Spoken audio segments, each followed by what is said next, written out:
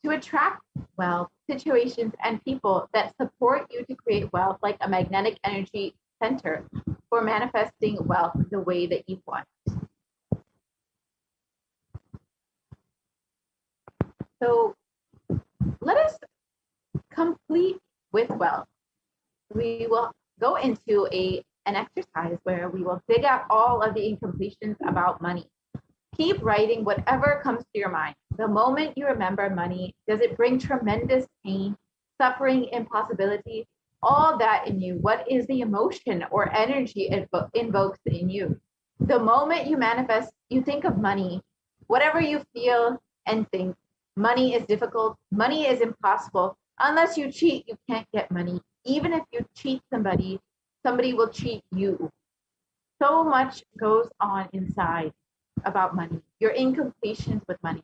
Just spend a few moments and let's dig out all the incompletions, beliefs, mental patterns that we carry about money and the perceptions and cognitions that we have about money. So let us spend 5 minutes jotting down all of our incompletions and incomplete cognitions that we carry about money and wealth.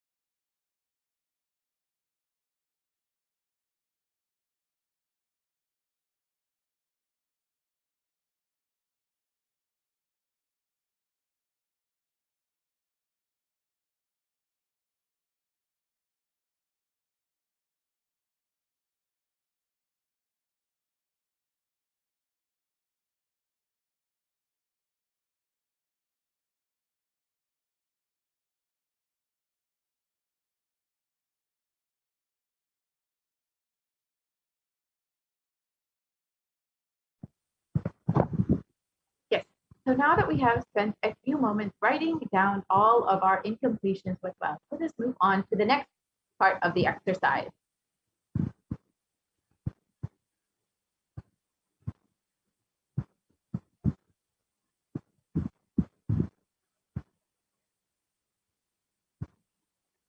If we can move to the next slide, please.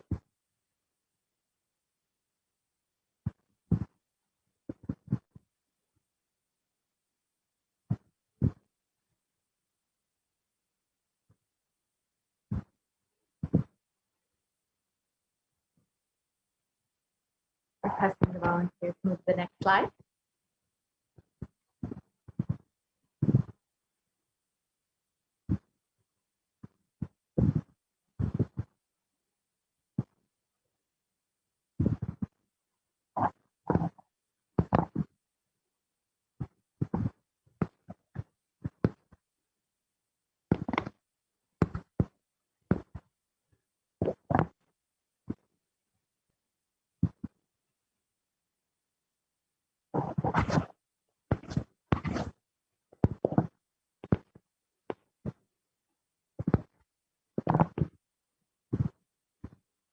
Yes, if we can move to the next slide, please.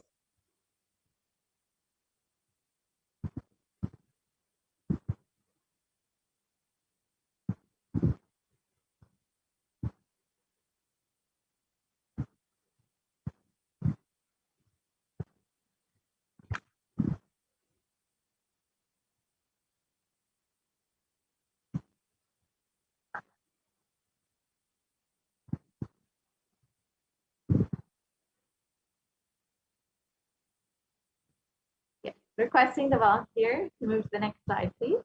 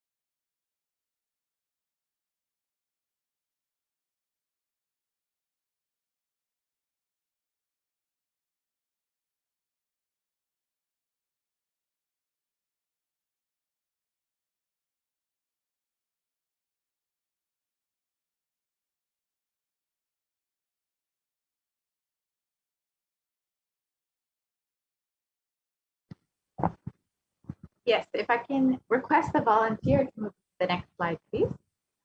Yes, great. So the moment you think of money, whatever you feel and think, money is difficult, money is impossible, money is, unless you cheat, you can't get money. Even if you cheat somebody, somebody will cheat from you. So much goes on inside of you about money. Your incompletions with money, just pen those few minutes and let's dig out all the incompletions, beliefs, mental patterns that we have, the perceptions, beliefs, and cognitions we all have about money.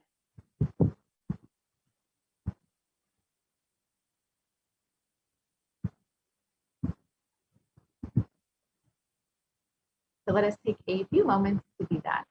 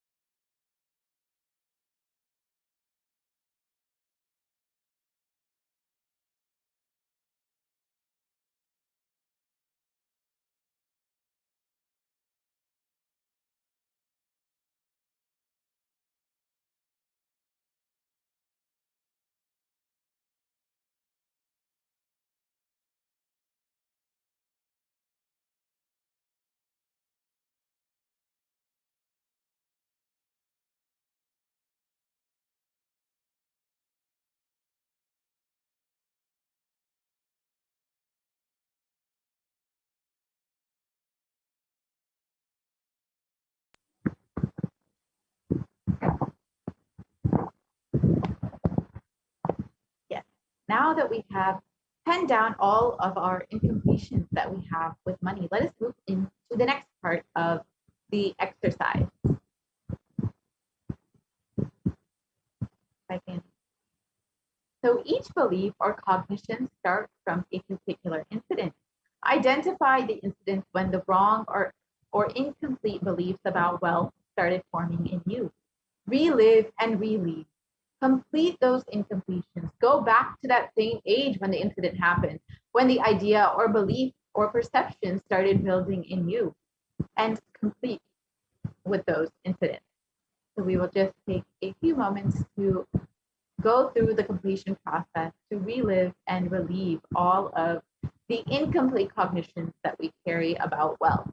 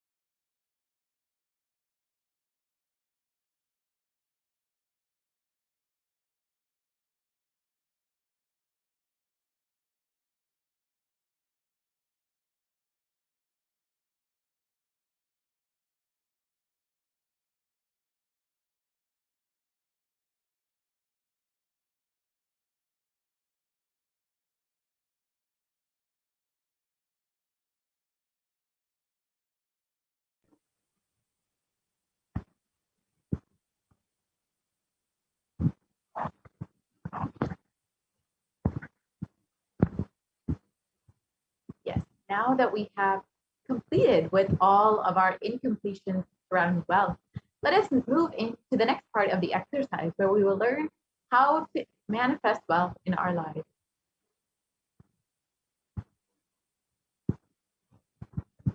We can move to the next slide, please. So the second step is to consciously decide what you want to manifest in the next 3 months in the wealth dimension.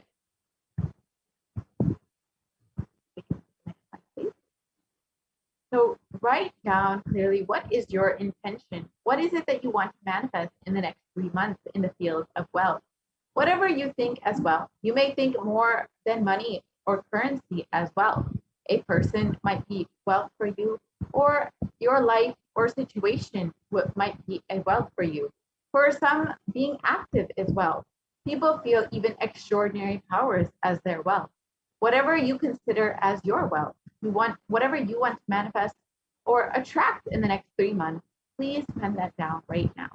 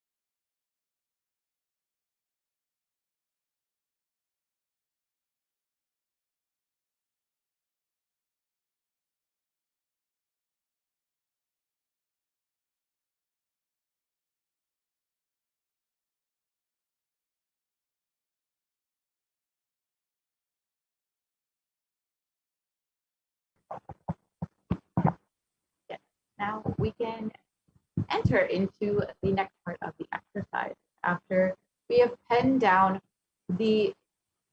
our goals for the next 3 months and what we want to manifest within the next 3 months in the dimension of wealth.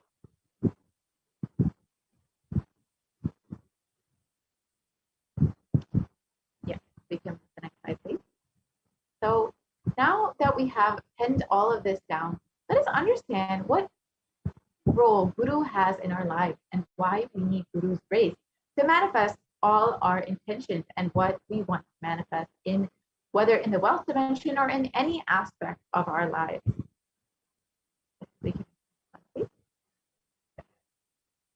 With deep devotion and oneness with Guru, you can complete all binding cognitions on wealth and manifest life with prosperity and abundance.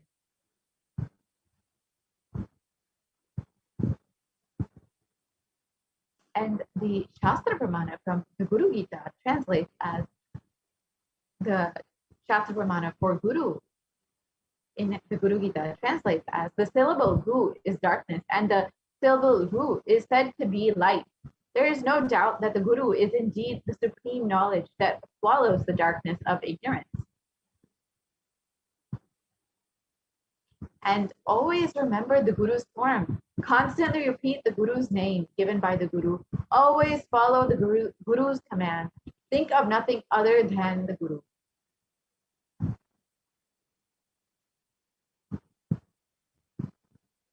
Out of compassion for you, I shall tell you how the embodied soul becomes Brahman, having purified of all sins by serving the feet of the Guru. So who is a Guru? The Guru is not a vyakti, a person, as you imagine. He is a tattva, a principle. He is simply a physical representation of the divine.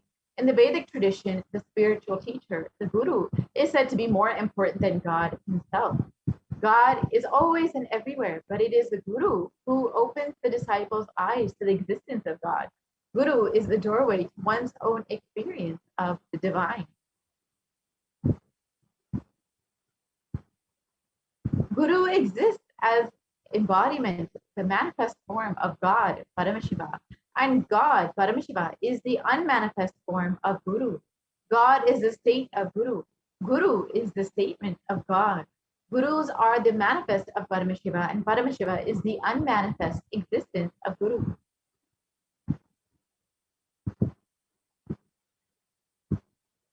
Guru Bhakti is intense, pure existential energy, which can liberate you from all known, unknown, and unnecessary delusions.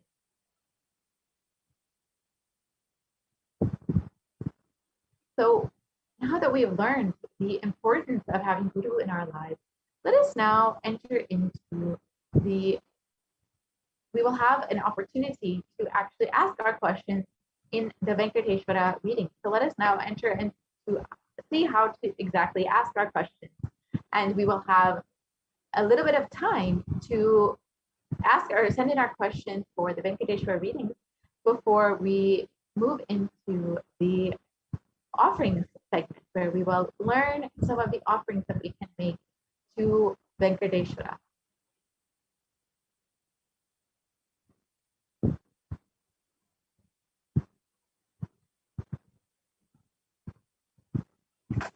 So, with the blessings of the Supreme Concept of Hinduism, Jagat Guru Mahasanidan, His Divine Holiness Bhagavan Nithyananda Paramashivam, a group of disciples have been initiated to have Sarupya of Venkateshwara, embodying the grace and form of Venkateshwara. Any question or prayer that is taken to Bhagavan Venkateshwara, and Bhagavan Venkateshwara responds to the initiated disciple.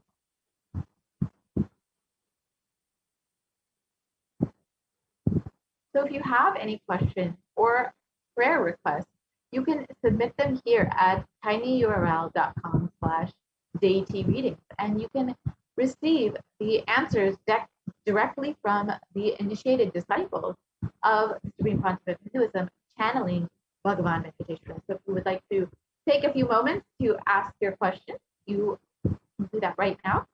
And then we will be entering into the offerings segment. where we will understand some of the offerings that we can make to Bhagavan Venkateshwara and how we can show our gratitude for all the blessings and boons that we've received from Bhagavan Venkateshwara and how we can connect with him more deeply through these various offerings. So if you would like, you can ask any questions right now before we move into the offering segment.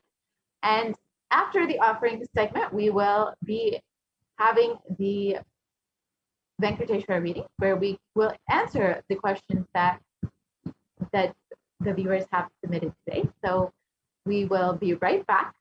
And you can take a few moments right now to go to tinyurl.com/daytreading to submit your questions. We'll be right back within a few moments.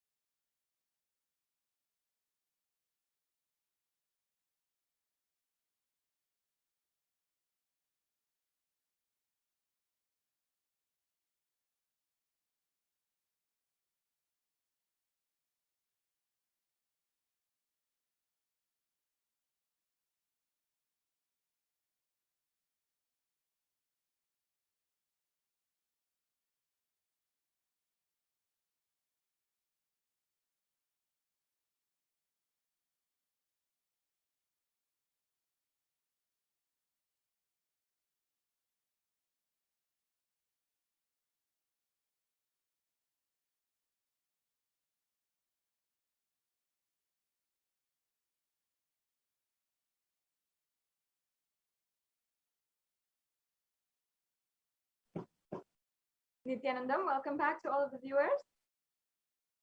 Let's now enter into the next segment of today's program. Once again, if any of you would like to have the direct guidance of Bhagavan Venkateshwara himself, then please proceed to the link that is displayed on the slides, that was tinyurl/deity readings, and you can ask your questions to Bhagavan Venkateshwara.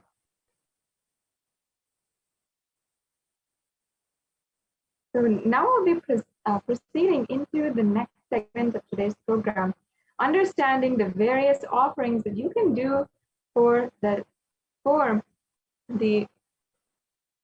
divine being Venkateshwara.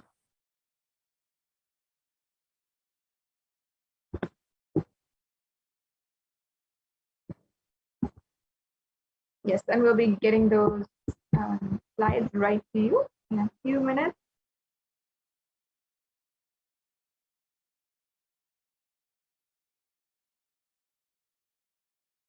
In a few minutes, we'll, yes, here we go.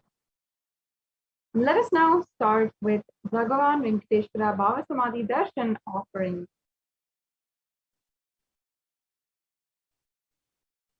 Now, the very first offering that we have is the Nilabudopadi. And this offering is unlike any other offerings because of its significance, especially to the devotees of Bhagavan Sri Venkateshwara. Now, before we begin, I'd like to just give a brief context for those of you who might be new or who are joining us for the first time. In the Hindu tradition, the different offerings are a way to offer your gratitude, your pure love and devotion at the feet of the divine. And you are granted whatever it is that you want to manifest in your reality. And you're simply able to manifest that without any effort from your side. And that is some of the most powerful ways that Bhagavan Sri Venkateshwara manifests through the supreme quantum of Hinduism and blesses each and every one of us. Bhagavan Sri Venkateshwara is literally making himself available to each and every one of us here. And these offerings are a way to offer our gratitude. And not only that, wherever we are in today's day and age, Bhagavan Sri Venkateshwara manifesting through the Nija Avatara, the supreme pontiff of Hinduism, is making himself available in all the different platforms for millions of people simultaneously, unlike ever before. Through this digital platform, we are being able to reach out to more number of people, and so many people, Hindus all over the world, who may not even have the luxury of being in a Hindu ecosystem, having a temple, and people who may not even be in an ecosystem which is even vegetarian. So many people are out there, Hindus, who are practicing Hindus, who cherish the Hindu tradition and are becoming acquainted also to the Hindu tradition through this digital experience and through the Bhava Samadhi Darshan, which the Supreme Pontiff of Hinduism has made available through these social media platforms. So this is a wonderful way that you can experience the divine. And through these offerings, we simply offer our pure love and gratitude at the feet of Bhagavan Venkateshwara. And in the Hindu tradition, it is custom for every different occasion, whether it's our birthdays, our marriages, our anniversaries, or if it is when we're getting a new car, a new business we're starting, or even if we want a certain breakthrough in our lives, if we're searching for something more. These offerings are sometimes the way that you can receive, you can get what you want and manifest that into reality. Many of us are feeling extremely stuck in every direction in our lives at the moment. Perhaps in every direction, whether it is your career, your relationships, your academic career, or anything, you might be facing a huge wall in front of you and unable to find a breakthrough or obstacle. Now is a time that you can experience and you can find the breakthrough that you're looking for lifetimes, even through this Bhava Samadhi Darshan and through these offerings. The offerings are a way that you can instantly, immediately manifest. And these offerings are so valuable. And many of them also are in gold, and later on in the segment we'll be understanding how these offerings are made and why they're made in gold also. So let us now begin with the first offering, the Niluvu Dopadi. And this tradition is stemming back to the home of Bhagavan Sri Venkateshwara in Tirumala Tirupati temple in Andhra Pradesh. And devotees of Bhagavan Venkateshwara call this the Niluvu Dopadi, the offering of whatever they have, whether it is money, gold, jewels, or etc. And this is the offering of whatever they have into the kundial as an offering. And they offer all of their incompletions, their baggage, their karmas at the feet of Venkateshwara. And the Supreme Pontiff of Hinduism, in this Bhagavan Venkateshwara Bhava Samadhi Darshan has opened up this blessing with his grace for the thousands of devotees to offer and be relieved from the Dopadi, as directly by the Supreme Pontiff of Hinduism will be gracing us in the Venkateshwara Bhava Samadhi Darshan and accepting our offerings and liberating us from karmas and incompletion.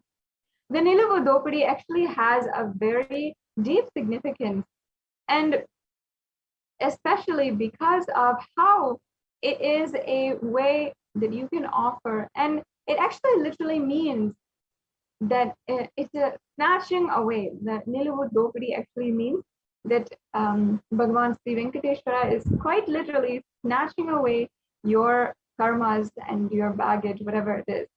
So we are just allowing him to do so. And this is how that breakthrough happens. That's why many times they even offer whatever they have. They just offer the whole thing, and then and they offer it at his feet and just say, Bhagavan, please take care. And the whole offering is in that context.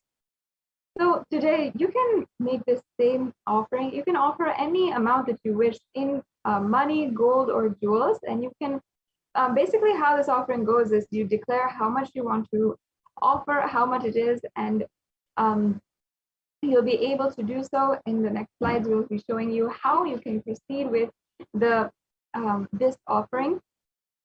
The Niluvu Dopadi is a very, very powerful breakthrough offering, which if you are perhaps facing several different circumstances where directly in the field of wealth and finances, you are facing a very severe blockage or obstacle.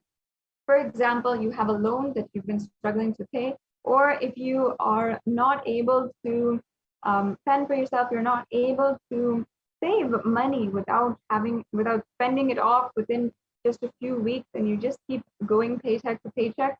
Or perhaps you're not able to find a job. There's many of you out there, especially during this lockdown, who are finding themselves unemployed, and we're not able to sustain even the economy in this current global economy status.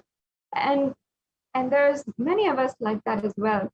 And even though society might pose all sorts of reasons as to how this is happening and how it might be impossible to gain a breakthrough in your life, through this offering, you can simply make an offering and simply manifest the breakthrough that you want. And it might be in any sense that you are looking for a breakthrough in wealth and abundance, in the field of wealth and abundance. This is the exact offering to receive the blessings of Bhagavan Sri Venkateshwara.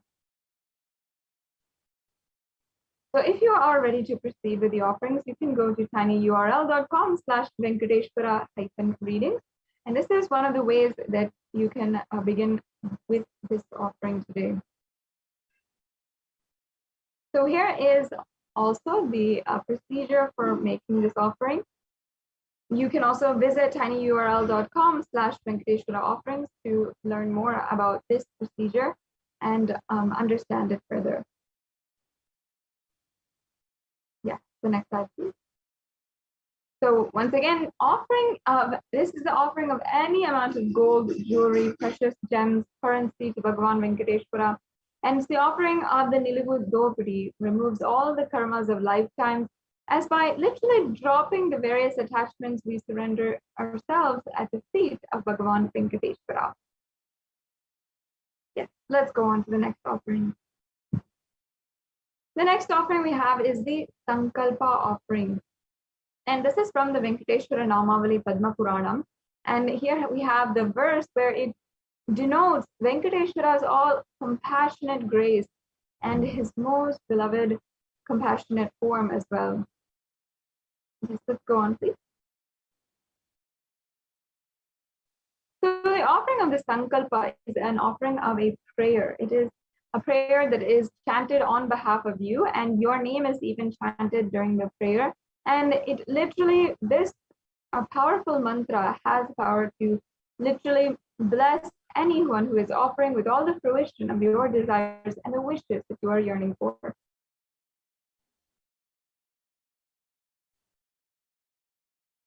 Yes. The next offering is the Swarna Ashtottara Kasu. In the Hindu tradition, there is a tradition of a sadhana or a spiritual practice of chanting the Namavali, and either the Ashtottara Namavali or the Sahasra Namavali. So it is the chanting of either the 108 names or the Sahasranama, which is the 1,008 names of various gods and goddesses. And this is done because each and every one of the qualities of that god, that goddess, is chanted inside of us. And literally, we cherish that quality inside of us and manifest it into reality.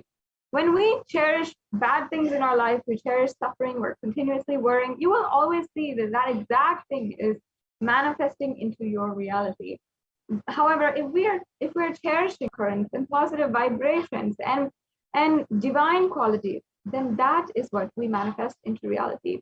So this Swarna Ashtottara Kasu is the offering of the Ashtottara Namavali, and not only that, it is the offering of the pure gold coin with each one of the 108 sacred names of Srivari inscribed into it. So as you can see, there's different levels of the offering as well. And the names that are chanted are here listed. And it's a very, very powerful offering. We can go on to the next slide. Yes. And you can offer this as well to the feet of Devi of Venkateshwara. Yes, let's go on.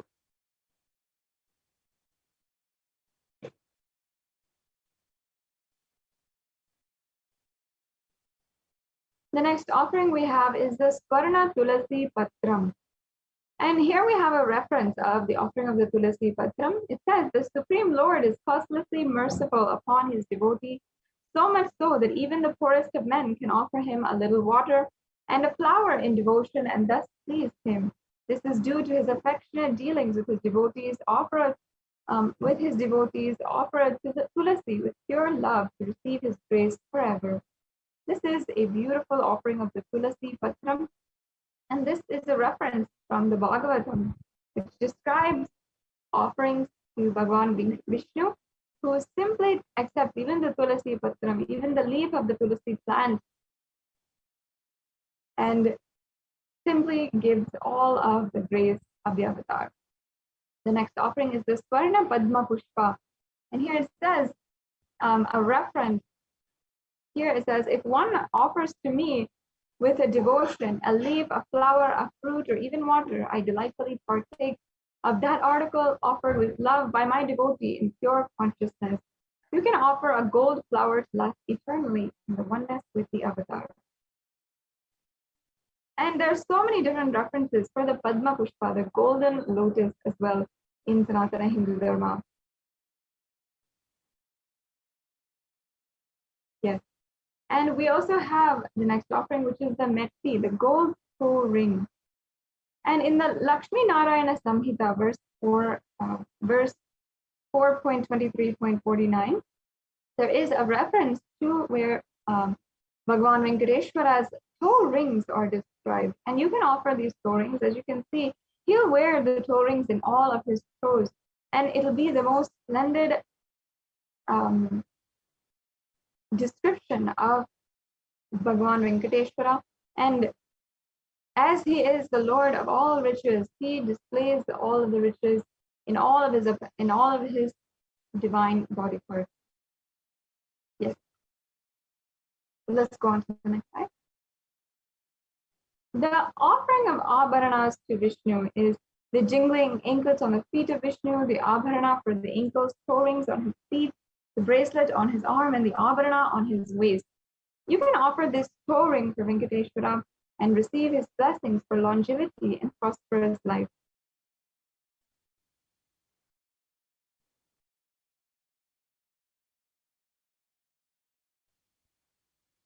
The next offering we have is the Pratyaksha Pada Puja.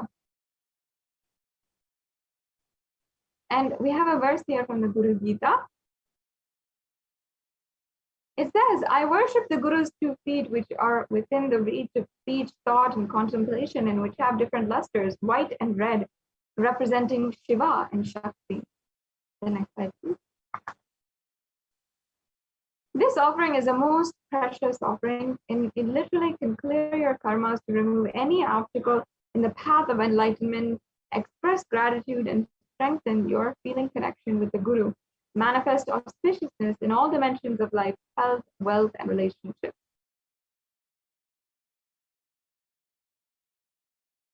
The next offering is the Vastra Seva, the offering of sacred clothing to Venkateshwara. Traditionally, this seva is offered for better physical and mental well-being and healing from any illnesses.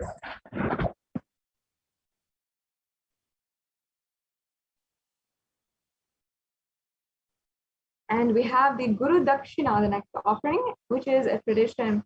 And here we have the verse from the Kularnava Tantra, chapter 12, verse 18, which says, when you are devoted and in oneness, the Guru gives the mantra. Therefore, one should offer wealth and even with his very life, him with devotion.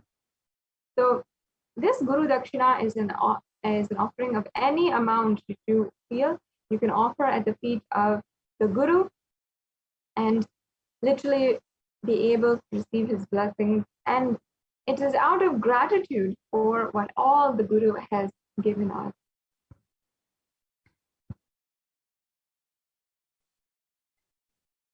We have the next offering here, the E-Hundi offering, the general donation. And you can see actually the way that when we go to temples as Hindus, we always know that we offer a few coins in the plate of the pujari, the arati plate of the pujari, or in the hundi. And that is a part of our tradition whenever we go to the temple. And that is just an offering out of gratitude, which we make. It's an offering where we are simply giving out of gratitude and love for the divine. And today, manifesting Bhagavan Sri Venkateshwara, in order to make a breakthrough happen in your wealth dimension, every single weekend as well, the Supreme Pontiff of Hinduism has been continuously offering this Bhagavan Sri Venkateshwara Bhava Samadhi Darshan. And just in order to offer our gratitude for any wealth breakthrough that we've had or that we wish to have, then we can offer a general donation. You can offer this E-Hundi offering.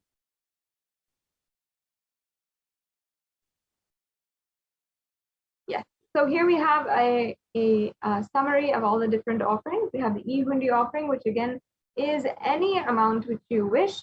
The Niluvu Dopadi, which is any jewelry. So this is, once again, it can be an offering of any kind of jewelry. And again, it is a very auspicious offering and very special to Bhagavan Sri Venkateshwara. The next offering we have is the Sankalpa chanting.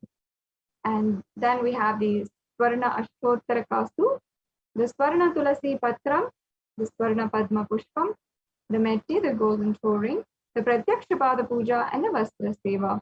So as you can see, we have many different offerings, and there's no need to ever feel that you are perhaps insufficient or incapable of making any kind of offering, because we have offerings of various levels. And also we have options if you want to make a substantial offering and you really want to offer something which might be out of your scope as on now, you can still start to manifest this offering and work towards it however you want, and still take a step today to make this offering.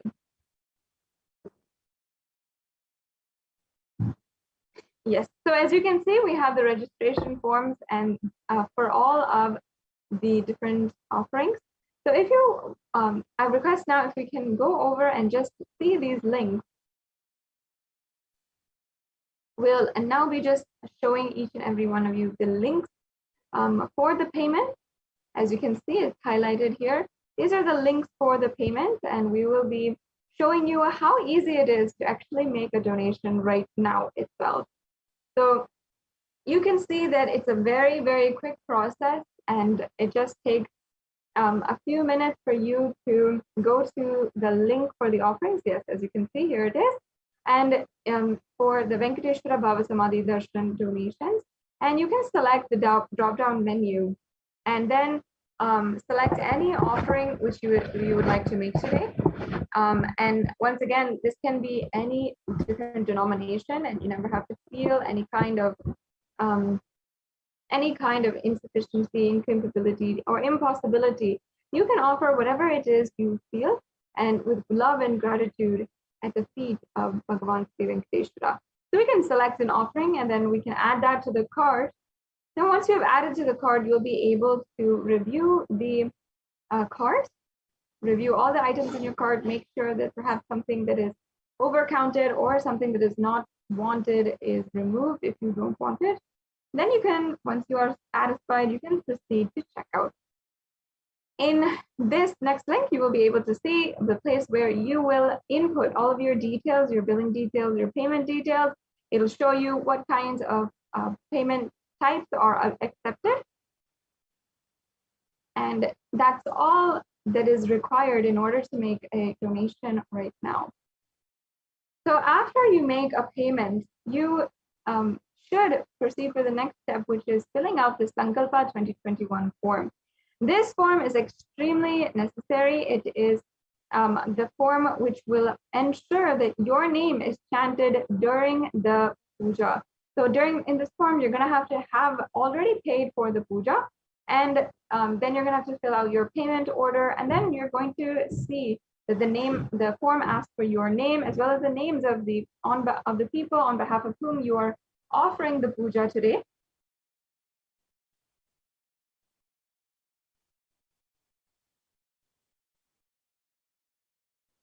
Yes, so as you can see, it's a very simple offering, and you can simply just press submit to make this to submit this form. Once again, it's a very important form. It's a mandatory form. After you've made the payment, you have to fill out this form in order for your names to be chanted. And this is the way that the blessing of the puja and all the good punya is associated to your name. So next, also, if you are interested in making the offering today, perhaps you might not be ready to make a payment, but you are interested and this has piqued your interest. I request each and every one of you who relate to this, go to the Bhava Samadhi Darshan registration form, and here you can see the form. This is what it looks like. Again, this is a very quick form, just a few questions, and you can also declare what offering you would like to manifest as well. And that's it for this process in making sure that you are making your intention. Even if you perhaps cannot make a payment today immediately, then I highly suggest that you go ahead and take the first step in making an offering. Because of course, I'm sure every single one of you wants to make an offering today. And you'd like to, even if at some point, want to manifest that ultimate surrender and oneness with the avatar. So we have another option also, the e-hundi offering. And this offering is through the YouTube super chat. So I request if we can show the viewers that. The YouTube super chat is a new feature, or I said relatively new feature on YouTube, where in the live chat option, if you are a member of Kailasa's HDH Nithyananda YouTube channel, then you can make a donation. So as you can see, this is the live feed coming from YouTube. Many of you are subscribed there. And first of all, you have to be a member to join. So next to the channel name, you're going to see Kailasa's HDH Nithyananda channel name, and then you're gonna press join. And once you have pressed join, please go to, you can be able to see the $sign, yes, as you can see in the right-hand corner. And then you can press on super sticker or super chat. And if you press on super chat, you can adjust the amount that you'd like to donate. You can donate with credit card, PayPal, or with debit card today. and it has slightly flexible options for anyone who wants to make a payment. And another thing is, another beautiful offering you can do is a sticker that you want to offer.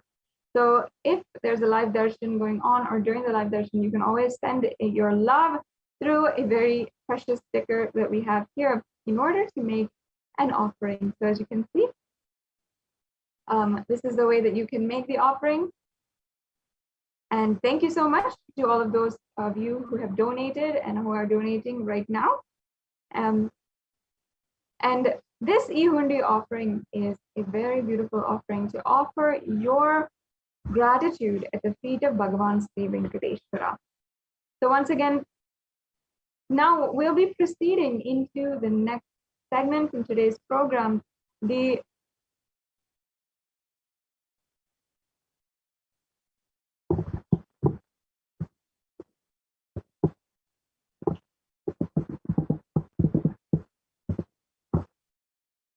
Yes, we'll be proceeding into the next segment where we'll be having the Venkateshwara readings.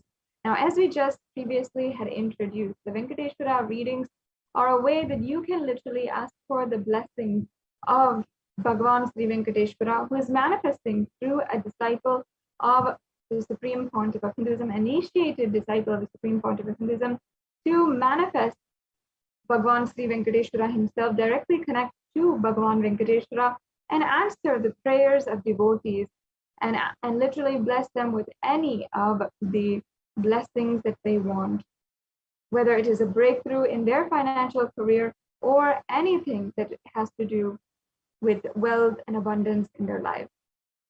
So now we'll be proceeding to that very shortly.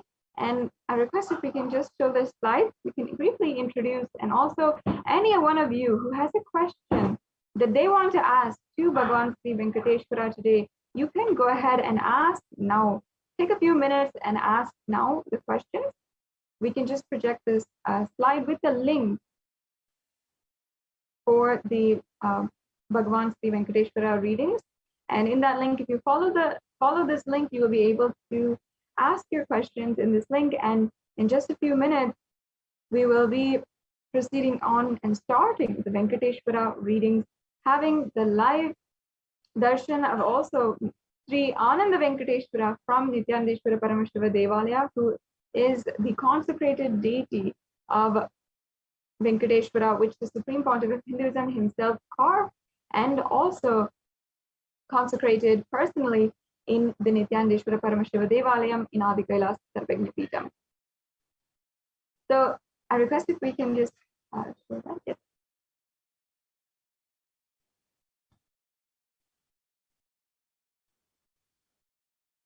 So as you can see, this is the link for all of you who want to ask a question directly to Bhagavan Sri Venkateshwara today.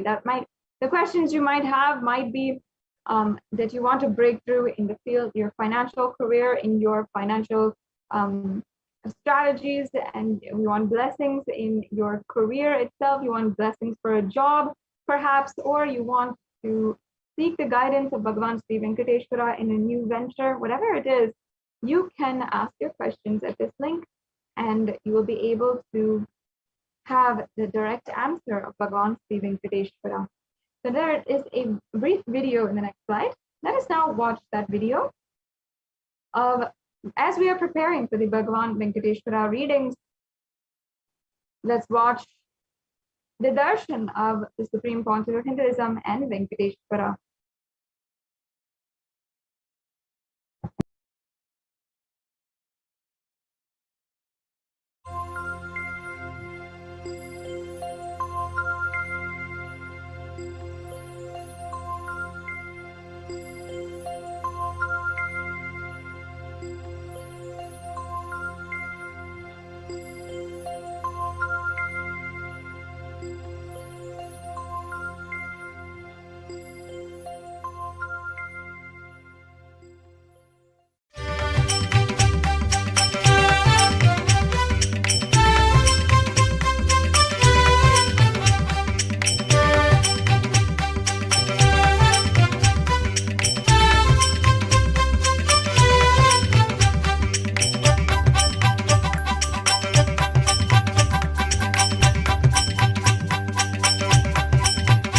ನಿತ್ಯ ನಾರಾಯಣ ಗೋವಿಂದ ಮಾಧವ ನಿತ್ಯ ನಾರಾಯಣ ಗೋವಿಂದ ಕೇಶವ ನಿತ್ಯ ನಾರಾಯಣ ಗೋವಿಂದ ಮಾಧವ ನಿತ್ಯ ನಾರಾಯಣ ಗೋವಿಂದ ಕೇಶವ ನಿತ್ಯ ನಾರಾಯಣ ಗೋವಿಂದ ಮಾಧವ ನಿತ್ಯ ನಾರಾಯಣ ಗೋವಿಂದ ಕೇಶವ ನಿತ್ಯ ನಾರಾಯಣ ಗೋವಿಂದ ಮಾಧವ ನಿತ್ಯ ನಾರಾಯಣ ಗೋವಿಂದ ಕೇಶವ ಹರ ನಿತ್ಯ ನಿತ್ಯನಂತ ಹರ ನಿತ್ಯ ಹರೆ ಹರೆ ಹರೆ ನಿತ್ಯ ನಿತ್ಯನಂತ ಹರೆ ನಿತ್ಯ ಹರೆ ಹರೆ ಹರೆ ನಿತ್ಯ ನಿತ್ಯನಂತ ಹರೆ ನಿತ್ಯ ಹರೆ ಹರೆ ಹರೆ ನಿತ್ಯ ನಿತ್ಯನಂತ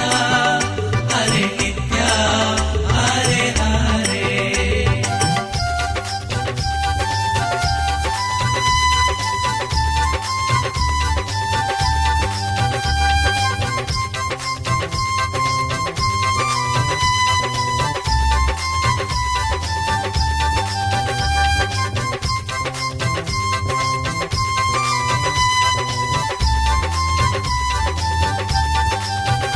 ನಿತ್ಯ ನಾರಾಯಣ ಗೋವಿಂದ ಮಾಧವ ನಿತ್ಯ ನಾರಾಯಣ ಗೋವಿಂದ ಕೇಶವ ನಿತ್ಯ ನಾರಾಯಣ ಗೋವಿಂದ ಮಾಧವ ನಿತ್ಯ ನಾರಾಯಣ ಗೋವಿಂದ ಕೇಶವ ನಿತ್ಯ ನಾರಾಯಣ ಗೋವಿಂದ ಮಾಧವ ನಿತ್ಯ ನಾರಾಯಣ ಗೋವಿಂದ ಕೇಶವ ನಿತ್ಯ ನಾರಾಯಣ ಗೋವಿಂದ ಮಾಧವ ನಿತ್ಯ ನಾರಾಯಣ ಗೋವಿಂದ ಕೇಶವ ಹರೆ ನಿತ್ಯ ನಿತ್ಯನಂತ ಹರೆ ನಿತ್ಯ ಹರೆ ಹರೆ ಹರೆ ನಿತ್ಯ ನಿತ್ಯನಂತ ಹರೆ ನಿತ್ಯ ಹರೆ ಹರೆ ಹರೆ ನಿತ್ಯ ನಿತ್ಯನಂತ ಹರೆ ನಿತ್ಯ ಹರೆ ಹರೆ ಹರೆ ನಿತ್ಯ ನಿತ್ಯನಂತ ಹರೆ ನಿತ್ಯ ಹರೆ ಹರೆ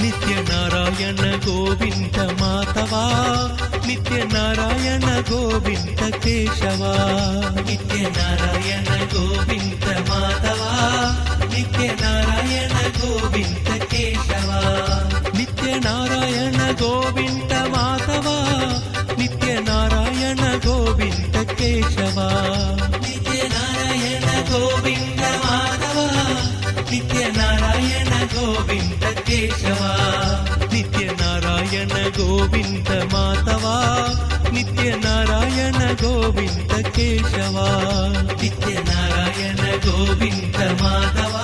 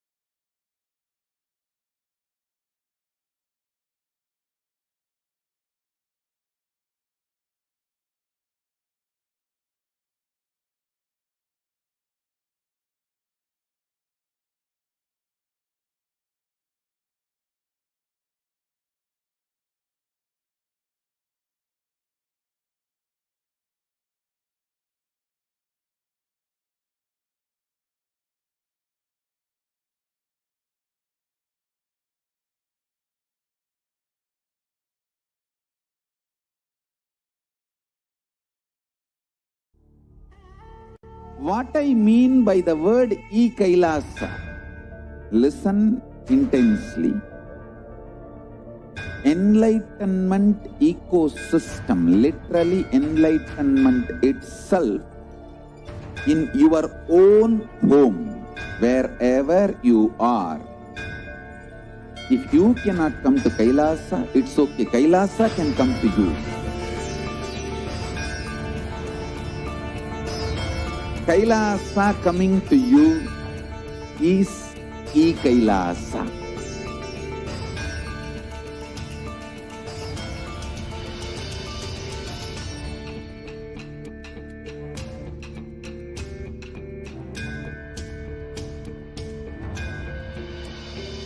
I will revive Hinduism.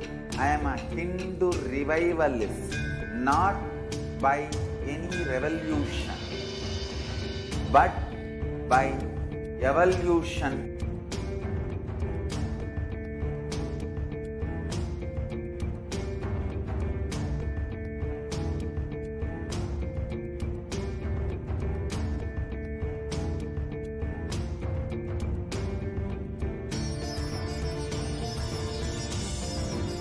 And setting model communities.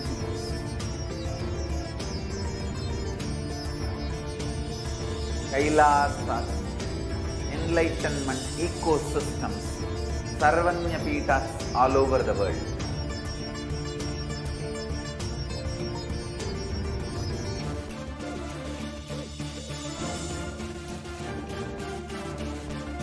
All powerful cognition, knowledge, only when you live, power manifestation and possibilities manifestation happens.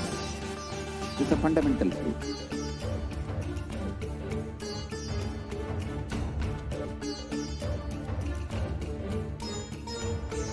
Hinduism cannot live exclusively as one sampradaya. No. All sampradayas of Hinduism is an ecosystem.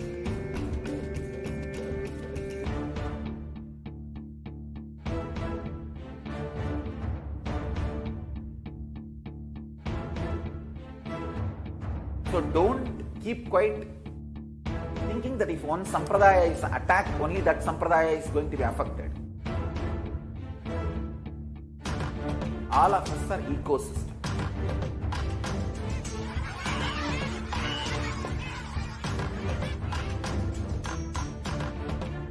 I invite all of you to get involved and enjoy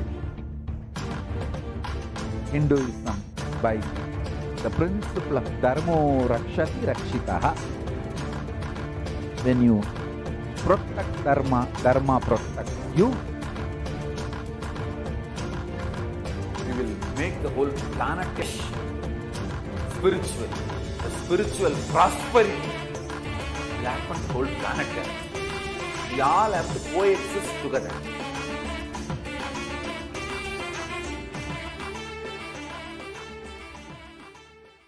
Just be alive for next 3 years. Don't die within next 3 years.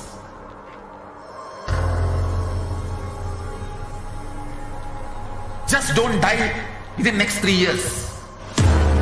Be alive. Somehow be alive. I'm working sincerely. I will reach you somehow. Somehow I will reach you. It's my commitment to humanity.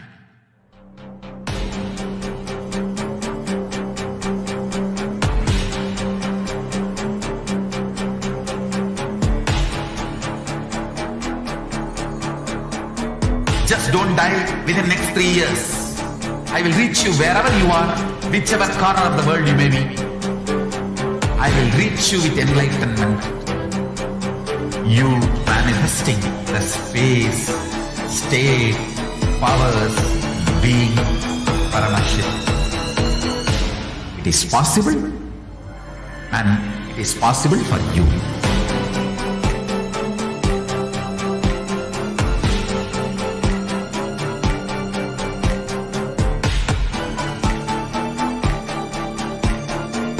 Paramashivoham will reach you with enlightenment science.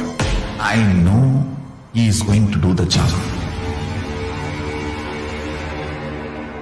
Just be alive for next 3 years. Nothing else.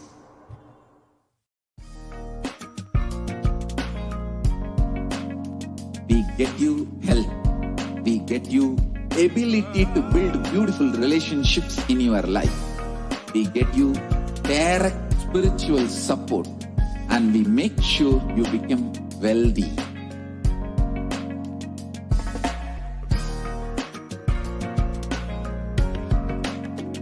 We won't stop giving you just good life. We will literally not stop till you live enlightened life. Manifesting the state of Paramashiva, space of Paramashiva, powers of Paramashiva, being of Paramashiva.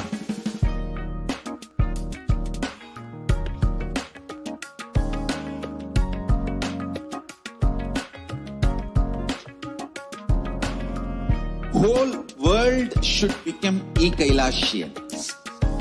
I want the whole world to know Hindus have something great to contribute to the world.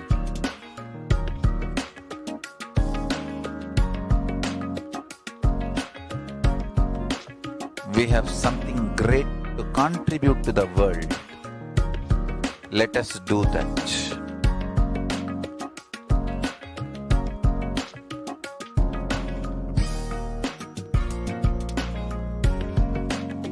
Kailasa is Ananda Oham.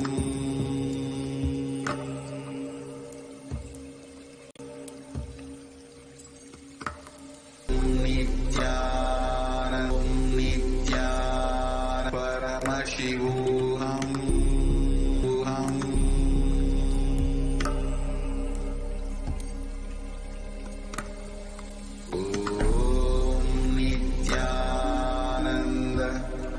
Paramashivoham.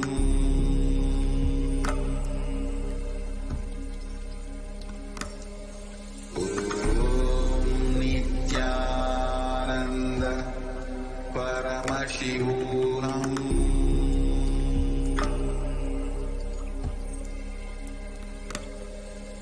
Om Nithyananda Paramashivoham.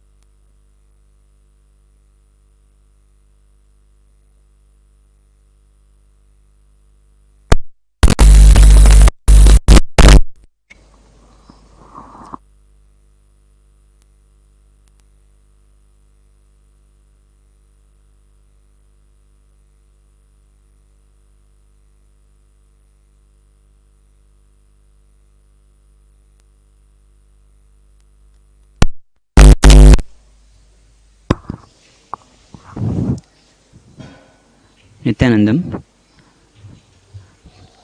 With Lord Venkateshwara's blessings, we enter into Venkateshwara's reading.